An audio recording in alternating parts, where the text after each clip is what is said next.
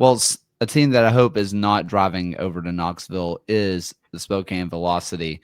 They are going to be hopefully taking a flight. If not, that's insane.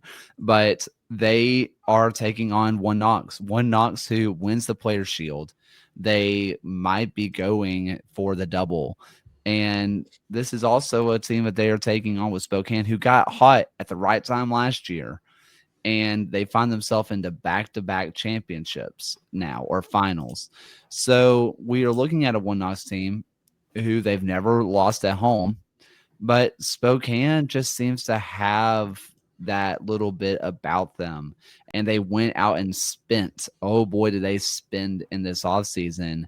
I think for all of us here, if you said the season was going to end with One Knox versus Spokane in the final, how many of you would really be shocked in the slightest? This was absolutely up there for the idea of what this could be. And it's going to be really interesting to see how these two teams face off against each other. Yeah, the Players Shield winner Knoxville haven't lost at home, hosting. Should be they're saying it's going to be a sellout crowd of 7,500 people, which I think would be the biggest League One crowd in history. Yeah, Knoxville's been playing a pretty cohesive brand of soccer in the last half of the season and through the playoffs. They beat Charlotte 2-1, beat Naples 1-0. Probably won't see any major adjustments for this match. They've got the goalkeeper of the year in Sean Lewis, defender of the year Jordan Skelton. Congratulations on those awards today. And yeah, meanwhile you have Velocity. They're for the second time in a row. They made a run last year and lost to Omaha. They're back. Got a taste. Coming off of back-to-back matches that required extra time and penalties. We saw on Sunday night, if you stayed up and watched that thriller, which a lot of you did because we're all sickos here, we saw Nil Vignoles come off the bench and score a goal at the death to send that one to penalties. Portland, I think, really thought they were gonna get that done, but Spokane's bench goes deep. Their coach plays chess. So I think in this one, there are two players to keep an eye on Knoxville. Nico Rosamilia has come in for Mark Doyle and has done really well there on that left side, plays really well with Stuart Ritchie. They're making a lot of moves down that left side. Spokane, there's a Spokane on paper, I think should be the Players Shield, but kind of struggled there to finish it out. So I think in this one, if Knoxville scores in regular time and maintains it, they're going to win. If it goes into extra time, Spokane really has a shot at taking it. And if it goes into penalty kicks, you got two of the best goaltenders in the league by far going head to head. We might see this one go into like 11 or 12 rounds. Yeah, I mean, give that to me, please. And Marinaccio, who at one point had the USL League One record for penalty saves in a season, which has since been broken, I do believe. And Lewis, who is the back-to-back goalkeeper of the year. I think you're right to point them out. And the one thing that you mentioned, Alex, is on paper, you look at this Spokane team, and then you say, yes, they've played 120 minutes plus penalties. How tired are they going to be? Plus, they had to travel from Spokane down to Knoxville. That flight's the real deal. But also, we don't have them listed here. Check out who's going to be on the bench for them. It's not like they're just going to be running out people who just have no business being around this league. I mean, you're talking about a Nil Vignoles. You are talking about a Heel, a Denton, a Hernandez. These Chrysler. These are great players that are starting for almost every other team in this league, except for one Knox. It's going to be fascinating to see how they handle that. Yeah, and I'm wondering if Lee Wiedemann's going to make any adjustments on this one, given the strong defense. Like, do you bring in Noah Vinyals alongside of Luis Hill, like he's done several times this season, to try to like get it finished in regular time, or do you save this stuff and assume it's going to go into extra time and save a lot of these guys till the end to see what they can do? Yeah, and on the Vinyals point, I mean, he was such a difference maker in the Portland game. The thing that stood out for me is clearly Lee Wiedemann sees him as a winger and attacking mid, where Richmond was unafraid to use him in those deeper midfield positions as that play starter, somebody who can beat a press because he is technical with the ball. I think that would play quite well against this Knoxville team. And it feels like the kind of change that is fit for the moment of a final where you really need to be throwing whatever you have out there. There definitely is value to saying, okay, great, if this thing's locked up in the 80th minute, we're getting Vinyals, we're getting Pelaez, and we're going for it. I don't know if that conservatism is going to pay off. And that's not to say that Bryce Meredith hasn't done a good job. I think given that he wasn't expected to be the starter in that position, he's been pretty serviceable. But it's a different challenge when you're on the road against a team as organized as one Knox has been. Yeah, and what worked against Tormenta and worked against Portland is probably not going to work against this Knoxville squad. Yeah. Well, you mentioned what they've been able to do up that left side with Stuart Ritchie and Rosamilia. That's the exact combination that gave Spokane trouble in that second half against Portland. It was Ollie Wright, Nathan Messer doing their thing and having their way. How does Spokane adjust against a team that can break them down similarly? I think that's a big question for Wiedemann heading into this. Yeah. Well, I do think the first goal in this match is going to be absolutely crucial. Just the fact that, like, the last time that Knoxville at home conceded the first goal was when Central Valley Fuego did it last season, and the fact that this year Knoxville in league games have only trailed at home for the length of one SpongeBob episode when they were down 2-1 against Charlotte. It's been 511 days since it will be as of Friday 511 days since Knoxville have last lost a match at home. I think you're absolutely spot on, Alex, that if they get that opening goal, they're going to put together another win to nil, which they already have at home this year, which they already have 9 of. Yeah.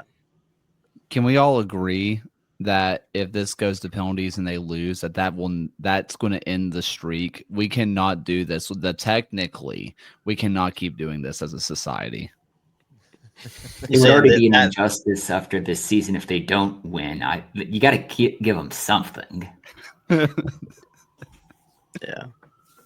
Yeah, I mean, look at the center back pairings in these of these two though, like Jordan Skelton and Seaver Hogley and David Garcia and Cameron Miller. Like these are good pairings here. Jordan Skelton won the Defender of the Year, first center back in a while. I think that's the league has given that to.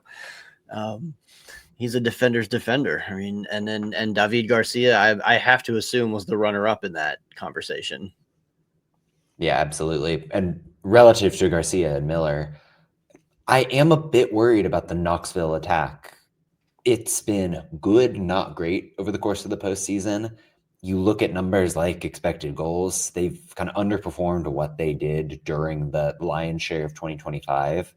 I know it's a different state of play when you get to November, but given how organized Spokane can be and how they've been able to shut down really everybody but Portland for about half an hour stints at a time, I think it's maybe the storyline of the game. Can Knoxville break them down and get past Marancio?